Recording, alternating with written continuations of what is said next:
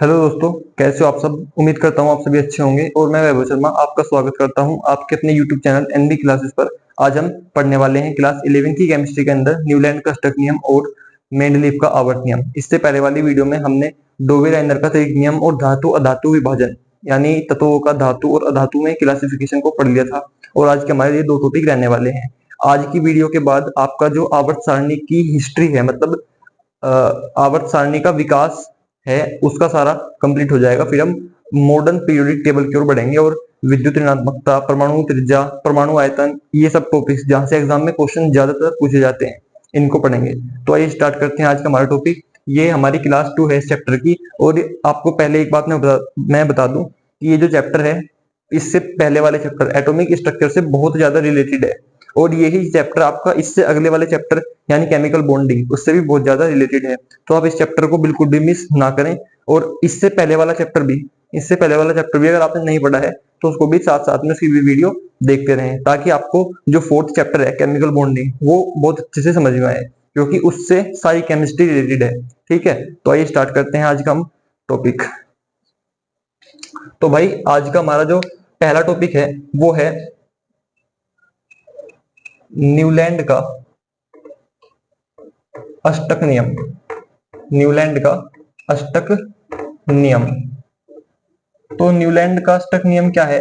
देखिए, इसको मैं एक दैनिक जीवन से कनेक्ट करूंगा थोड़ा सा। आपने संगीत के स्वर सुने होंगे, सारे गामा पाधानी, इस तरीके से। तो उनको आइए एक बार लिखते हैं। तो इस नियम को समझने से पहले आप पहले उन स्वरों को समझिए, उन संगीत के जो स्वर हैं वे उनको समझिए। तो सा, रे, गा, मा, पा, धा, नी, ये होते हैं। ये पहला हो गया, फिर ये दूसरा, ये तीसरा, ये चौथा, ये पांचवा, ये छठा, ये सातवां। तो ये मैंने बिल्कुल क्रम से लिखे हैं, बिल्कुल ऑर्डर में लिखे हैं, बिल्कुल भी इधर उधर नहीं किया है। तो ये 7 ऐसे डिफरेंट स्वर होते हैं संगीत के, सा रे गा मा पा धा नी। और नी के बाद दोबारा क्या आता है? नी के बाद ये फर्स्ट नंबर वाला स्वर रिपीट हो जाता है, सा। यही वाला वर्ड क्या हो जाएगा आपका? रिपीट हो जाएगा। सातवें के बाद यानी आठवें नंबर पर ये पहले वाला ही रिपीट होता है। ठीक है भाई। और फिर 9वें नंबर पर रे, मतलब ये दूसरे वाला रिपीट हो जाएगा। मतलब 7 के बाद दोबारा से 1 से लेकर 8 तक रिपीट हो जाएंगे, फिर दोबारा से 1 से लेकर 8 तक रिपीट हो जाएंगे, फिर 1 से लेकर 8 तक रिपीट हो जाएंगे। तो इस तरीके से रिपीट होते रहते हैं। यानी यहां से एक बात हमें देखने के लिए मिलती है कि जो पहला है वो 8वें से समांतर रखता है। जो पहला है वो 8वें से समांतर रखता है। क्यों? क्योंकि जो पहला है वही 8वां है। ऐसे ही अगर मैं इसको 1% के लिए पहला मान लूं, अगर मैं इसको पहला मान लूं, तो जो ये वाला है फिर ये इसके अकॉर्डिंग 8वां होगा। भाई अगर मैं इसको पहला मान लूं, अगर मैं रे को पहला मान लूं, तो जो अब ये वाला स्वर है, ये वाला इसके अकॉर्डिंग 8वां होगा। तो ये इससे समांतर रखेगा। सही बात है। अगर मैं माँ को, ठीक है, इसको मैं अगर पहला मान लूं, ठीक है, ये वाला जो स्वर है इसको मैं पहला मान लूं। देखिए आता तो ये फोर्थ पर है, लेकिन अगर मैं इसको पहला मानता हूं तो जो 8वें पर आएगा वो क्या होगा? वो मा ही होगा।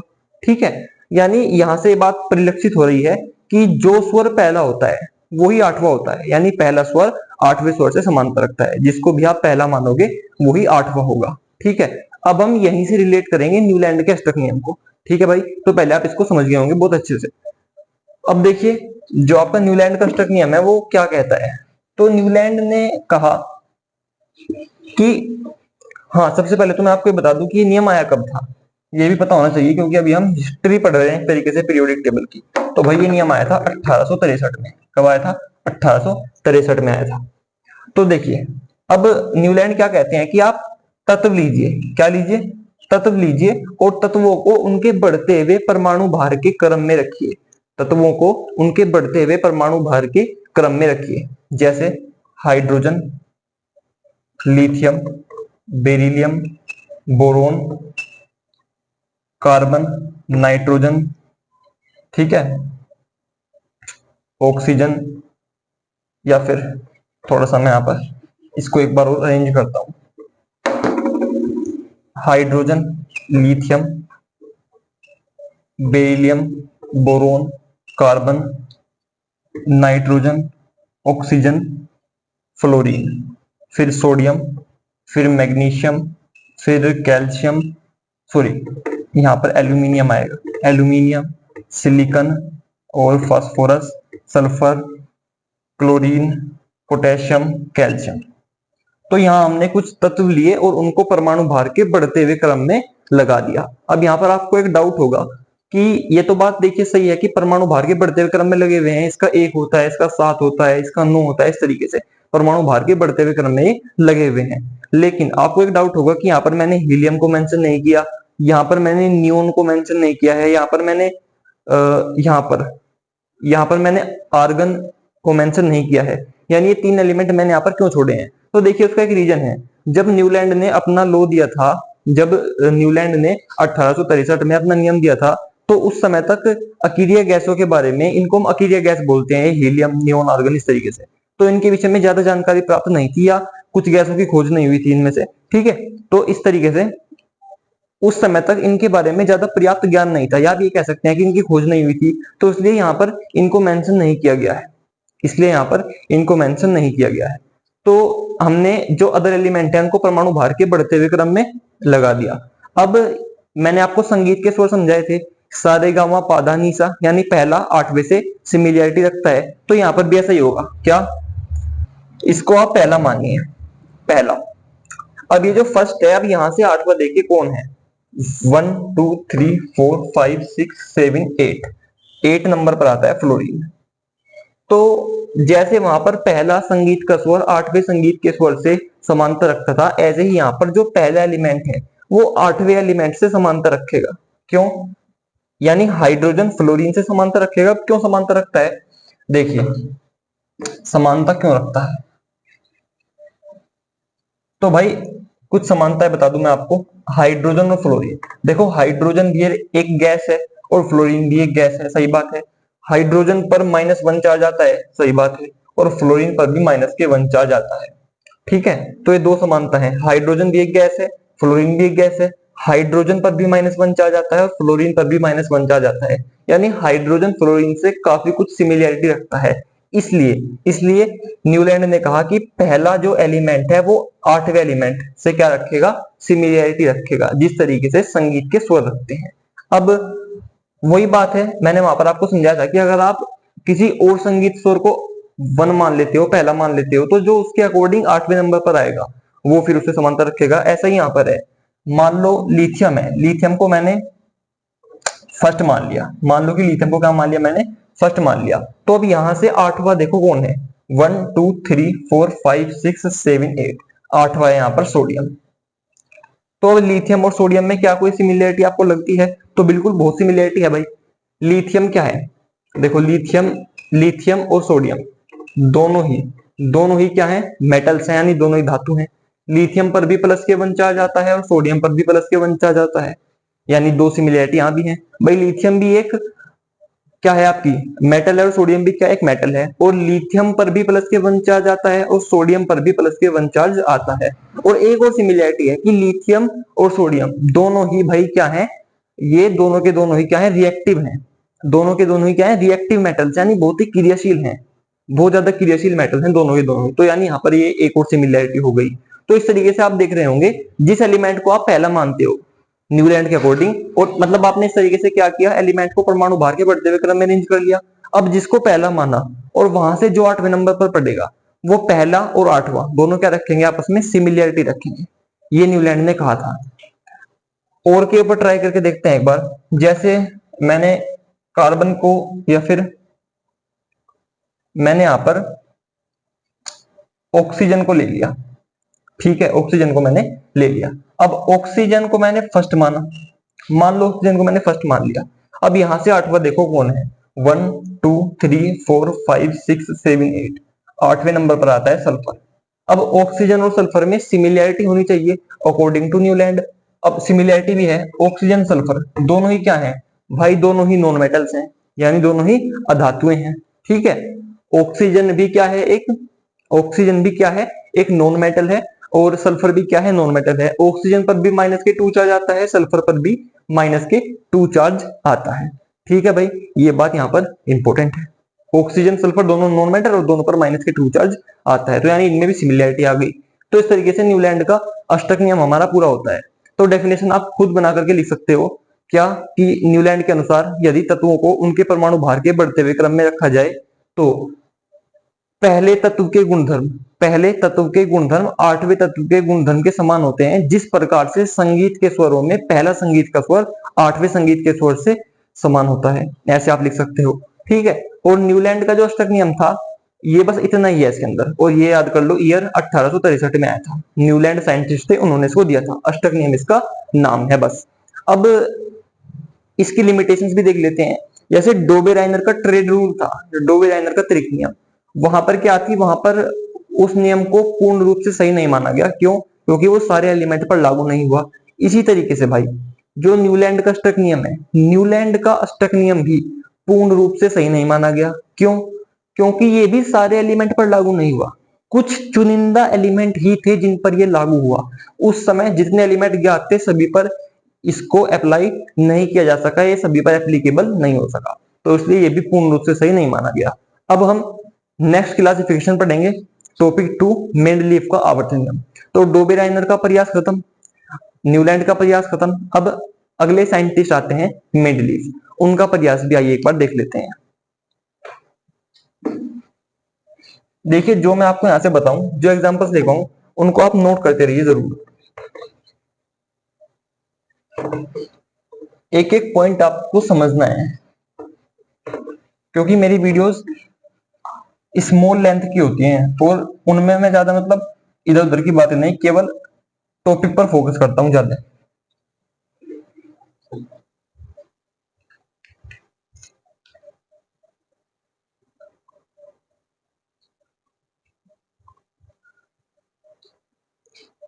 तो भाई अब हम देख रहे हैं अगले साइंटिस्ट को, मेंडलीफ। इनको मेंडलीफ भी लिख देते हैं कुछ जगह, और कुछ जगह भाई इनको मेंडलीव, दोनों ही नाम देखने को मिलेंगे आपको बुक्स में। मेंडलीव का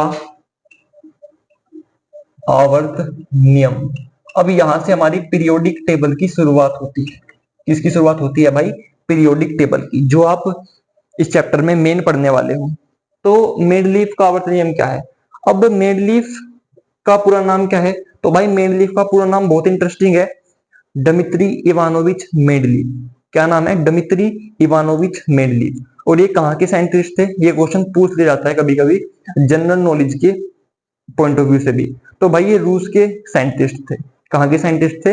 रूस के साइंटिस्ट थे, और पूरा नाम क्या है? डमित्री इवानोविच मेंडलीव। ठीक है।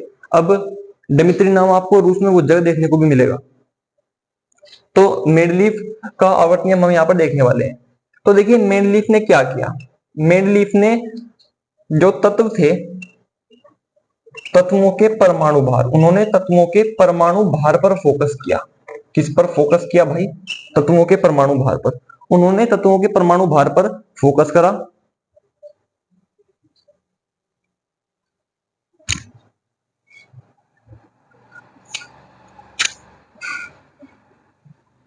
उन्होंने तत्वों के परमाणु भार पर फोकस करा, और क्या करा उन्होंने? क्या करा? तत्वों को परमाणु भार के बढ़ते हुए क्रम में लगा दिया। मान लीजिए एक एलिमेंट है, ये दूसरा एलिमेंट है, ये तीसरा एलिमेंट है, ये चौथा एलिमेंट है, ये पांचवा एलिमेंट है। ऐसे उन्होंने नीचे भी, फिर उससे नीचे इस तरीके से उन्होंने क्या किया, ऐसे सीरीज में तत्वों को परमाणु भार के बढ़ते हुए क्रम में रख दिया कि इसका परमाणु भार कम है, फिर इसका ज्यादा है, फिर इसका और ज्यादा है, फिर इसका और ज्यादा है। इस तरीके से उन्होंने क्या किया, इस तरीके से उन्होंने एक टेबल बना दी, एक टेबल बना दी तत्वों को परमाणु भार के बढ़ते हुए क्रम में रखते हुए। ठीक है। अब इस टेबल में उन्हें एक स्पेशल चीज देखने को मिली। क्या देखने को मिली? एक स्पेशल चीज देखने को मिली कि यहां पर उन्होंने सीरीज में परमाणु भारों के बढ़ते हुए क्रम में रखा था तत्वों को। ये मैंने E1 E2 एलिमेंट के लिए सिंबल दिखाए हैं कि कोई एलिमेंट है E1, कोई एलिमेंट है E2। तो उन्होंने इस तरीके से क्या किया, एलिमेंट को परमाणु भार के बढ़ते हुए क्रम में ऐसे व्यवस्थित कर दिया। अब ऐसे व्यवस्थित करने पर उन्हें एक टेबल मिल गई। क्या बन गई? ये कैसे अपने आप ही एक टेबल का निर्माण हो गया, और इस टेबल में कुछ स्पेशल चीजें उन्हें देखने को मिली। क्या? उन्होंने देखा कि कुछ एलिमेंट जिनकी प्रॉपर्टी सेम है, जिन एलिमेंट्स की प्रॉपर्टी सेम है, वो अपने आप ही एक ग्रुप में सेट हो गए हैं, अपने आप ही एक ग्रुप में सेट हो गए हैं। ठीक है, ये बात उन्हें देखने को मिली। तो देखिए मेंडलिफ ने क्या कहा, मेंडलिफ ने कहा कि जो ऐसे वाली लाइंस हैं ये हॉरिजॉन्टल लाइंस हैं। इन हॉरिजॉन्टल लाइन को उन्होंने क्या कहा, इन हॉरिजॉन्टल लाइन को उन्होंने कहा पीरियड, यानी आवर्त। आवर्त उन्होंने इसको कहा, इंग्लिश में इसको पीरियड बोलते हैं हॉरिजॉन्टल लाइन को। और जो वर्टिकल लाइंस थी भाई, जैसे उन्होंने ऐसे E6, E7, E8, ठीक है, फिर ऐसे, ठीक है, ऐसे यहां पर E11, E12, E13 ऐसे उन्होंने रखा होगा। तो ये जो हॉरिजॉन्टल लाइंस मिली इस तरीके से, इनको उन्होंने क्या कहा, इनको उन्होंने कहा ग्रुप्स, यानी समूह या वर्ग। वर्ग कह लो, समूह कह लो, ग्रुप कह लो या कॉलम कह लो, चारों नाम एक ही हैं। ये जो खड़ी रेखाएं थी, वर्टिकल लाइंस थी, इनको उन्होंने कॉलम्स का या ग्रुप्स का, वर्ग या समूह। ठीक है, अब उन्होंने यहाँ पर क्या देखा, जब उन्होंने ऐसे व्यवस्थित किया तत्वों को, तो उन्होंने एक स्पेशल चीज देखी कि इस तरीके से कुछ ग्रुप बन रहे हैं, कि ये जो एलिमेंट एक दूसरे के नीचे है, इसको उन्होंने एक ग्रुप कह दिया, इसको दूसरा ग्रुप कह दिया, इसको तीसरा ग्रुप कह दिया, ऐसे इसको चौथा ग्रुप कह दिया। तो उन्होंने देखा कि जो एलिमेंट एक ग्रुप में है, जो एलिमेंट भाई एक ग्रुप में है, उन एलिमेंट की प्रॉपर्टीज सेम है। उन एलिमेंट की जो प्रॉपर्टी है वो क्या है, वो सेम है, ऐसा उन्होंने देखा। ऐसे ही जो दूसरा ग्रुप है, इस दूसरे ग्रुप में जो एलिमेंट है उनकी प्रॉपर्टी सेम है। जो तीसरा ग्रुप है, तीसरे ग्रुप में जो एलिमेंट है उनकी प्रॉपर्टी सेम है। चौथे ग्रुप में जो एलिमेंट है उनकी प्रॉपर्टी सेम है। ये बात उन्हें देखने को मिली। तो यहां तक का दोबारा समझिए कि मेंडलीफ ने आवर्त नियम कैसे दिया। मेंडलीफ ने क्या किया, तत्वों के परमाणु भारों पर फोकस किया। किस पर फोकस किया, एटॉमिक वेट पर। और उन्होंने तत्वों को परमाणु भारों के बढ़ते हुए क्रम में ऐसे व्यवस्थित कर दिया। ठीक है, अब जब उन्होंने व्यवस्थित किया तो उन्हें क्या देखने को मिला, हाँ उन्होंने क्या कहा, ये जो इस तरीके से हॉरिजॉन्टल लाइन थी, हॉरिजॉन्टल लाइन को उन्होंने आवर्त बोला, यानी पीरियड बोला। और जो वर्टिकल लाइन थी, इनको उन्होंने ग्रुप, कॉलम, वर्ग या समूह कहा। अब उन्होंने ऐसे क्या नोट किया कि ये एक ग्रुप है, ये दूसरा ग्रुप है, तीसरा ग्रुप, इस तरीके से। और कि जो एक ग्रुप के एलिमेंट है उनकी केमिकल, फिजिकल जो भी है प्रॉपर्टी सेम है, दूसरे ग्रुप के जितने भी एलिमेंट है उनकी प्रॉपर्टी सेम है, इस तरीके से। और ये जो मार्क है ना, ये ग्रेटर देन वाला, जो भी आप इसको बोलो, ये जो मार्क है ये मैंने केवल परमाणु भार के बढ़ते हुए क्रम को शो करने के लिए लगाया है, और इसका कोई मतलब यहाँ पर नहीं है। तो इस तरीके से उन्होंने एक सारणी तैयार कर दी, जिसको क्या कहा गया, जिसको कहा गया मेंडलीफ की आवर्त सारणी। मेंडलीफ की आवर्त सारणी। और ये सारणी उन्होंने कब बनाई थी, ये सारणी उन्होंने बनाई थी 1871 ईस्वी में। 1871 ईस्वी में उन्होंने सारणी को बनाया था।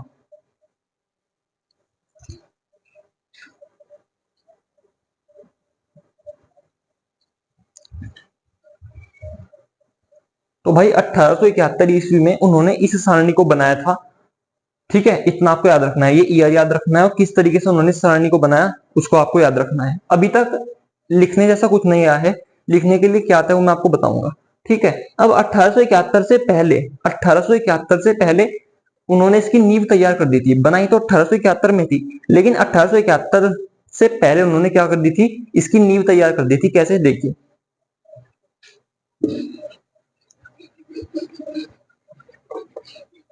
देखिए ये आवर्त सारणी मैंने आपको यहाँ पर मैं दिखाऊंगा।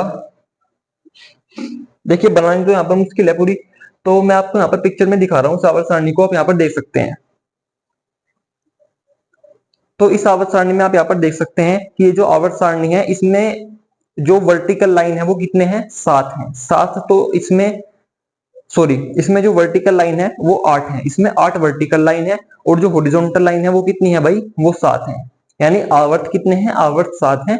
और जो कॉलम है यानी जो वर्ग है वो कितने हैं भाई, वो इसमें 8 है।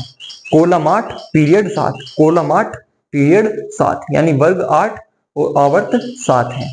आप यहाँ पर पूरी पिक्चर में इसको देख सकते हैं। ये उन्होंने 1871 में बनाई थी। ये उनके द्वारा निर्मित मूल आवर्त सारणी है, मेंडलीफ की मूल आवर्त सारणी। तो आपने इसको देख लिया होगा। अब मेंडलीफ की जो आवर्त नियम था, मेंडलीफ का आवर्त नियम उन्होंने दिया था सन 1869 ईस्वी में। कब दिया था भाई, सन 1869 ईस्वी में दिया था। अब 1869 ईस्वी में उन्होंने क्या किया, उन्होंने तत्वों के परमाणु भार पर फोकस करा। देखिए परमाणु भार पर फोकस तो उन्होंने 1869 में कर लिया था, और इस परमाणु भार पर फोकस करते ही उन्होंने क्या दिया, उन्होंने अपना आवर्त नियम दे दिया। क्या? तत्वों के भौतिक व रासायनिक गुणधर्म उनके परमाणु भारों के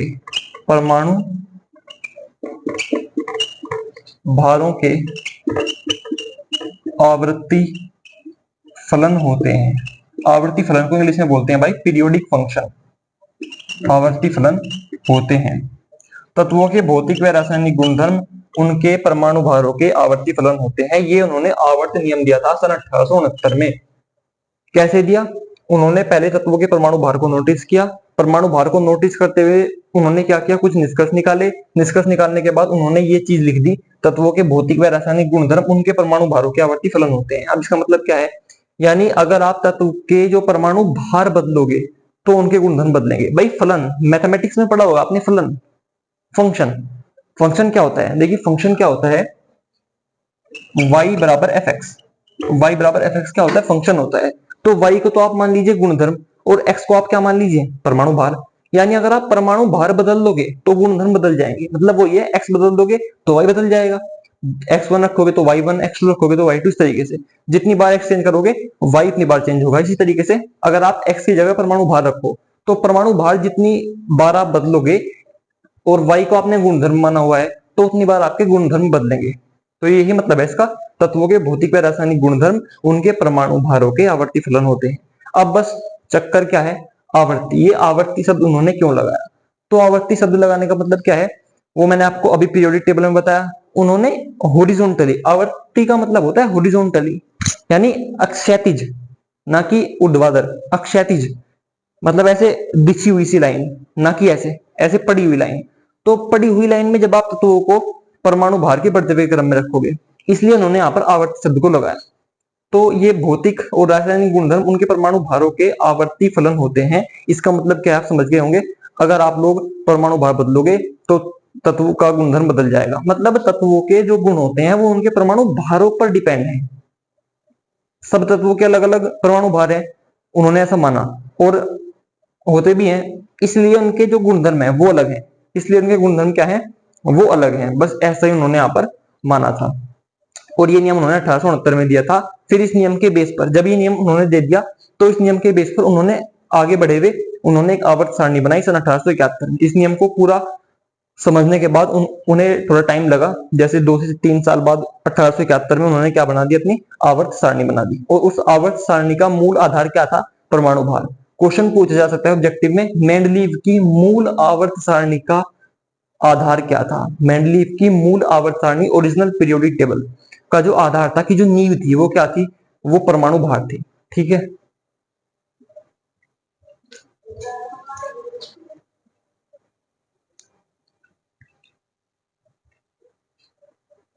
तो भाई यही है, बस इतना आप लोग इसको समझ गए होंगे।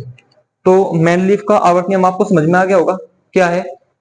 तो एक बार मैं आपको एक पूरी कहानी दोबारा से समझा देता हूँ। देखिए सबसे पहले बात कहाँ आती है, बात आती है सबसे पहले 1869 में। दोबारा इसको आप थोड़ा सा समझिए। बात सबसे पहले 1869 से स्टार्ट होती है। देखिए कोई भी साइंटिस्ट एक साल में या एक दिन में पूरा काम नहीं करता, उसको कई साल लगते हैं। ऐसे ही मेंडलीव को भी लगे। तो 1869 में बात आती है, बहुत पहले का समय, लगभग आज से 100 साल से भी बहुत पहले, 150 साल से भी बहुत पहले। तो 1869 में क्या किया, मेंडलीव ने तत्वों के परमाणु भार पर फोकस करा, और उन्होंने परमाणु भार को क्या मान लिया, कि उन्होंने माना कि परमाणु भार जो है, परमाणु भार ही तत्वों के गुण धर्मों में परिवर्तन का कारण है। मतलब परमाणु भार अलग अलग होते हैं तत्वों के, इसीलिए तत्वों के गुण भी अलग अलग होते हैं। तो बस ऐसा उन्होंने मानकर ये नियम दे दिया, क्या, कि तत्वों के भौतिक और रासायनिक गुणधर्म उनके परमाणु भारों के आवर्ती फलन होते हैं। अब ये नियम उन्होंने दे दिया। इस नियम का मतलब क्या था, इस नियम का मतलब था आवर्ती फलन। मतलब अगर आप परमाणु भार बदल दोगे तो उनके क्या बदल जाएंगे, उनके गुणधर्म बदल जाएंगे। ठीक है, और आवर्ती क्यों उन्होंने शब्द लगाया, आवर्ती का मतलब था पीरियोडिक रूप से, यानी हॉरिजॉन्टली। उन्होंने अपनी पीरियोडिक टेबल में, मैंने आपको भी दिखाया भी है, तत्वों को हॉरिजॉन्टली व्यवस्थित किया है। तत्वों को इस तरीके से व्यवस्थित किया है ताकि हॉरिजॉन्टली चलने पर उनके परमाणु भार बढ़े। ठीक है भाई। अब 1869 में अब 1869 के बाद बात आती है 1871 पर। कहाँ आती है? 1871 पर। 1871 में क्या हुआ? 1871 में उन्होंने इस नियम को और भी स्पष्ट करने के लिए अपनी आवर्त सारणी दे दी, जो मैंने आपको इमेज में दिखाई है। ठीक है, उस आवर्त सारणी में उन्होंने दिखा दिया कि भाई उन्होंने एलिमेंट को हॉरिजॉन्टली, मैंने आपको दिखाया E1 E2 E3 इस तरीके से परमाणु भार के बढ़ते हुए क्रम में व्यवस्थित किया है, और इस तरीके से उसमें 8 तो कॉलम है और 7 उसमें क्या है? पीरियड है, या फिर 7 इस तरीके से हॉरिजॉन्टली इसको बांटा गया है और 8 बार उसको ऐसे वर्टिकली बांटा गया है। और 1871 में उन्होंने इस आवर्त सारणी को दिया था। तो इस तरीके से 1869 से 1871 तक मेन लीफ ने अपना पूरा काम पूरा किया, और इससे उन्हें शायद कोई प्राइज भी मिला था। देखिए, पहले कोई भी चीज, मतलब किसी भी साइंटिस्ट ने पहले पूरी सही चीज नहीं बताई, ना ही कोई कभी पूरी सही चीज को बताता है। हमेशा उसमें थोड़ी बहुत लिमिटेशंस, उसकी सीमाएं रहती हैं, लेकिन फिर भी जितना वो लोग सोचते हैं वो बहुत है। ऐसा हम आम लोग सोच भी नहीं सकते हैं। एक साइंटिस्ट जो होता है वो आम लोग से अलग क्यों होता है? वो इसलिए होता है क्योंकि उसकी थिंकिंग अलग होती है। हम लोगों का जो ज्यादातर टाइम होता है वो सोशल मीडिया वगैरह पर वेस्ट होता है, लेकिन उस समय क्या था, सोशल मीडिया वगैरह कुछ नहीं थे, इसलिए वो इन चीजों के बारे में थिंकिंग करते थे और नई नई डिस्कवरी करते थे, नए नए रिसर्च करते थे इस तरीके से। तो 1869 से 1871 तक उन्होंने क्या किया? अपना पूरा ये टाइम था ये इस टेबल के विकास में दिया। अब इस टेबल की कुछ अच्छी बात भी थी, मतलब कुछ इसकी उपयोगिताएं भी थी और कुछ इसकी सीमाएं भी थी। वो मैं आपको कल की वीडियो में बताऊंगा। कल इसकी उपयोगिता क्या है, मतलब इसके गुण क्या है और इसकी क्या क्या सीमाएं हैं, उनको हम कल डिस्कस करेंगे। और फिर हम मॉडर्न पार्ट की ओर बढ़ेंगे चैप्टर के। तो चैनल को जितना हो सके लाइक, सब्सक्राइब और शेयर जरूर कीजिए, और जो जो भी मैं पॉइंट यहाँ पर बताऊं उसको आप नोट करते जाइए, इसमें आपका बहुत सारा बेनिफिट है। अगर आपने यहाँ से पॉइंट नोट कर लिया तो आपको किसी भी बुक से नोट्स वगैरह प्रिपेयर करने की जरूरत नहीं पड़ेगी, या किसी भी कहीं और जगह से आपको नोट्स परचेज करने की जरूरत बिल्कुल नहीं पड़ेगी। अगर आपने यहाँ से एक पॉइंट को नोट कर लिया और कोई भी डाउट हो तो उसको आप कमेंट बॉक्स में लिख सकते हैं। और अब मैं पोस्ट स्टार्ट करने वाला हूँ। अब तक सेकंड चैप्टर जो परमाणु की संरचना है उसकी पोस्ट चल रही थी यूट्यूब पर, लेकिन अब एक दो पोस्ट डालने के बाद चैप्टर थर्ड की पोस्ट चैनल पर स्टार्ट होने वाली है, उसमें क्वेश्चन डाले जाएंगे। तो आप उन पोस्ट का जवाब अवश्य दें, तो वो गलत हुआ सही, उसमें आपकी प्रैक्टिस होगी। तो मिलते हैं आपसे नेक्स्ट वीडियो में। धन्यवाद।